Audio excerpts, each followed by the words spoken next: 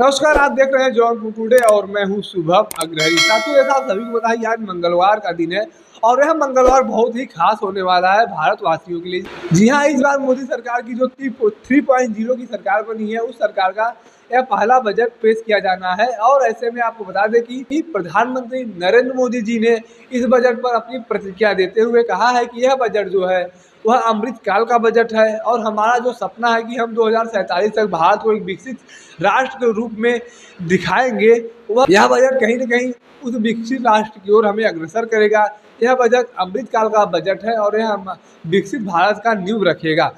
तो साथ ही वही अगर वित्त मंत्री सीतारमण जी की बात किया जाए तो सीतारमण जी इस बार का बजट पेश करके देश की ऐसी पहली मंत्री बन जाएंगी जिनके द्वारा देश का 7 बार लगातार बजट पेश किया गया हो। जी हाँ, इसके पहले 1959 से लेकर 64 तक मंत्री देसाई जी थे जिनके द्वारा लगातार 6 बार बजट पेश किया गया था।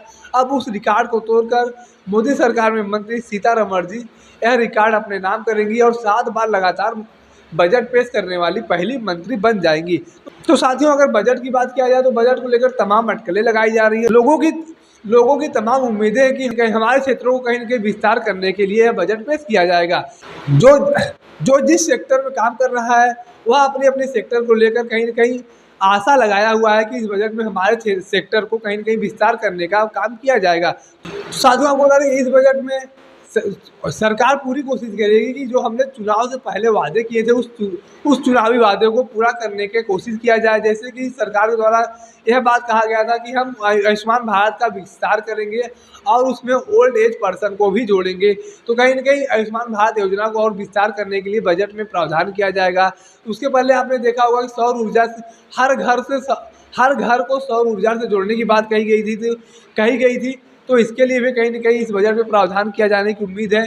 तो वहीं अगर आप आगे बात किया जाए तो सरकार द्वारा शहरी और ग्रामीण क्षेत्रों में आवास को लेकर सब्सिडी बढ़ाने की बात कही गई थी। तो हो सकता है इस बजट में उस पर भी विचार किया गया हो। तो साथियों, अगर आगे बात करें सरकारी स्तर पर तो इस बजट में यह देखा जा सकता है कि जो इस समय जो निजी निवेश में कमियां आ रही हैं, क्षेत्रीय और सामाजिक असंतुलन बना हुआ है और आपको बता दें नौकरियों में कमी आ रही है। तो इस बजट में ऐसा भी प्रावधान हो सकता है कि इन क्षेत्रों में भी सुधार करने के लिए कोई प्रावधान किया जाए, कोई योजना बनाई गई हो। उसके बाद अगर बात करें तो कहीं न कहीं सरकार पूरी कोशिश करेगी कि युवाओं पर, महिलाओं पर और कहीं न कहीं किसानों पर पूरा ध्यान केंद्रित करने की कोशिश किया जाएगा। तो वहीं अगर शिक्षा की बात किया जाए और तकनीकी क्षेत्रों की बात किया जाए तो इन क्षेत्रों में भी सरकार का पूरा कोशिश होगा ध्यान केंद्रित करने का। शैक्षिक संगठनों को और विस्तार करके और अच्छे से चलाने के लिए प्रावधान किया जाए और तकनीकी क्षेत्रों को और अच्छे से चलाने के लिए विस्तार करने के लिए प्रावधान किया जाए। क्योंकि जब आप विकसित भारत की बात करते हैं, 2047 तक देश को एक नए आयाम पर पहुंचाने की बात करते हैं, उसमें शिक्षा और तकनीकी जो है वह बहुत ही महत्वपूर्ण हो जाता है।